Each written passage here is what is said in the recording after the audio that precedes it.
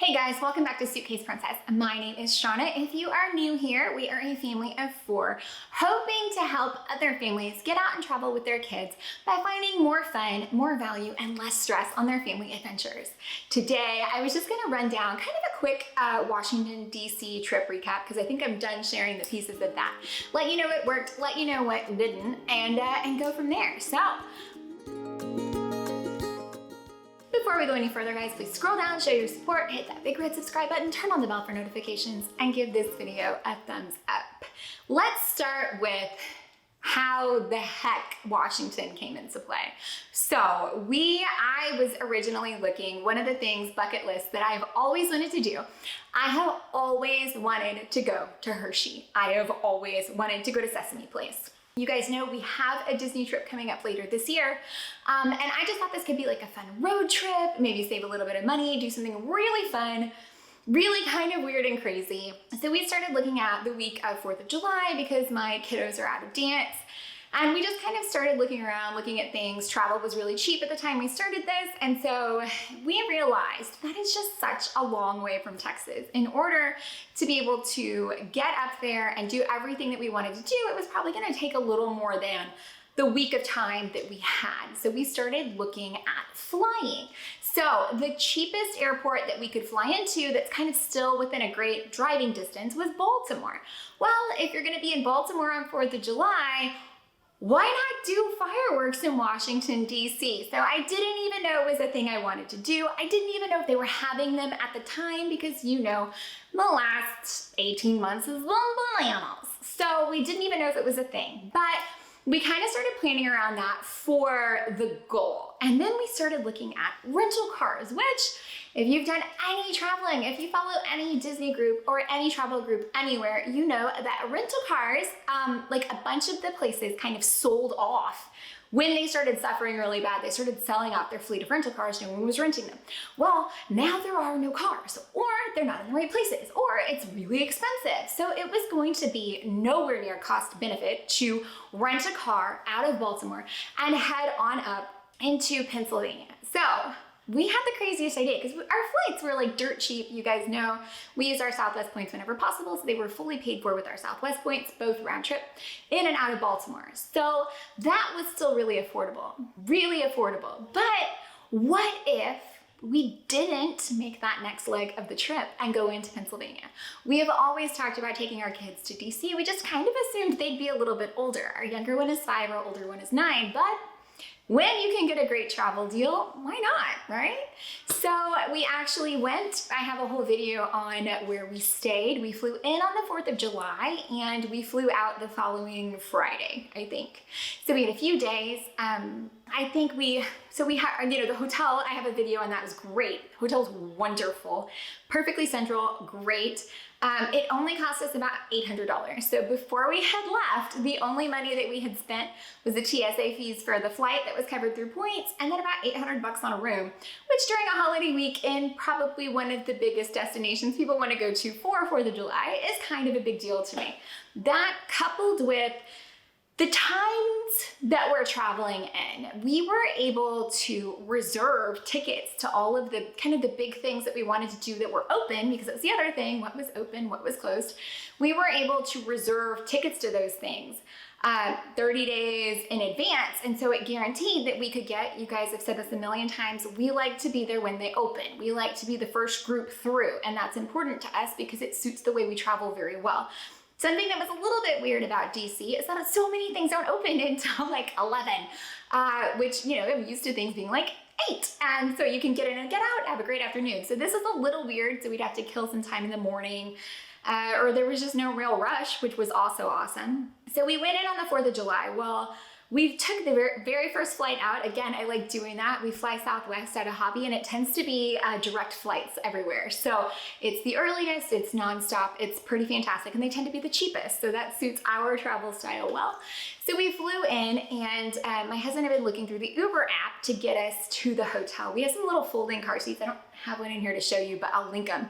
They're fantastic. So they're totally crash safety rating, and it folds up like this big, and you can just take it with you. So we had those, so we weren't worried about trying to make sure we got like with the car seat or any of that. Well, my husband finally gets it to like pull up and look, and sure enough, by comparing the Uber with the Lyft was about $100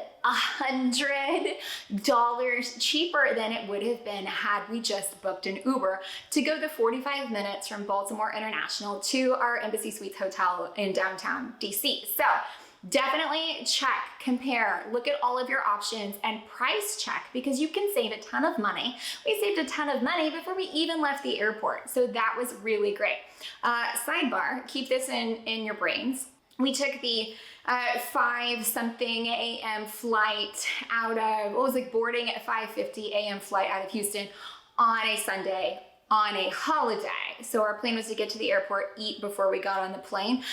Except nothing was open, okay? Like nothing was open. And so it's like, had I waited, nothing was gonna open till 6. Like there was no way. So I go through like Hudson News, and I'm like grabbing cups of cereal or whatever. You guys know I also travel with food all the time. So we had plenty of snacks, but I'm getting everybody like a water and a juice.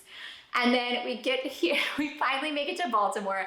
Everyone is starving, but we made it there so early, they're still serving breakfast. Like we're ready for dinner. Like we've had a full on day. We've been up since 3. Like we are done, ready for dinner. And we go eat more breakfast. So it was fine, but we sat and ate before we even bothered going to get the luggage. So the luggage, it had been so long, the luggage was like pulled to the side. It was fine, we needed to eat. My big goal with getting there early is I had reserved, at the time that we reserved tickets, the National Archives were only open 10 to 2, last entry at 1:30, Saturday and Sunday. We weren't even gonna be there on a Saturday. This was the only Sunday we were gonna be there. It was the 4th of July. So I got it, again, more bucket list stuff I didn't even know I wanted to do. I wanted to see those fireworks now. It was all about it. And now I really wanted to see those founding documents on the anniversary. Huge for me. Seeing the stuff on the 4th of July was huge for me. I'm so glad I got to share that with my kids. And because of those timed entries, it was like ghost town. It was vacant, and the workers were helpful in pointing out fun stuff in the pictures for us. It was amazing. So we got there, we got settled, we were able to walk everywhere. My kids did amazing. One of the biggest tips I have, guys, my little one, this is kind of our first really big vacation without a stroller. And walking around, she'd get fussy. And so I had a bag of snacks. We had our water backpacks, I'll link those below as well. Had a bag of snacks, and I just pull out fruit snacks and just keep walking and just reach back and hand her one, and she'd just take them and eat them. And by the time she was done with the fruit snack, she forgot she was unhappy. So just one at a time, just didn't even address it, just kept walking and giving her fruit snacks. Something else that we tried to do was choose restaurants that we knew our kids would eat at. So I ate at Hard Rock. Do I love it? Absolutely not. Do they have the chicken tenders my kids will eat? Yes, they do. So we chose strategically with our dining to keep the kids happy. We had the full hot breakfast in the morning at the hotel, which was perfect because everybody could eat whatever they wanted and be ready for a day. We did have groceries delivered to the hotel. It was the first time we had done Amazon Fresh. Super awesome, worked out perfectly. The hotel held it for us. And the rooms had those amenities that are important when you're traveling with kids. A separate sleeping area is nice, not required, but a microwave and a fridge are gold when you have kids. So we took a few things that we knew would help us, some silverware, some napkins, things like that. And it truly made the trip much more enjoyable. So what we would do based on the schedule when things were actually open, we would go, eat the full breakfast, go out, do a little bit of walking around, go to our kind of like ticketed event thing in the middle of the day. And then on the way back to the hotel, try to find a nice spot to eat a big hot meal, and then have, sandwiches and chips in the room about 7 o'clock or so at night. And it worked very, very nicely. Now, as you've seen in so many of the videos, we do make a point to try to entertain the kids as well. So yes, I would love to stop and stare at every single piece of art I come across, but the kids don't. So you do have to kind of make some concessions in that respect, and we did. And it was wonderful. So had I intended to take my kids to Washington, D.C. so young? Absolutely not. Was it amazing, and would I do it again? Absolutely. It is a wonderfully inexpensive. You get so much value because, almost everything is free.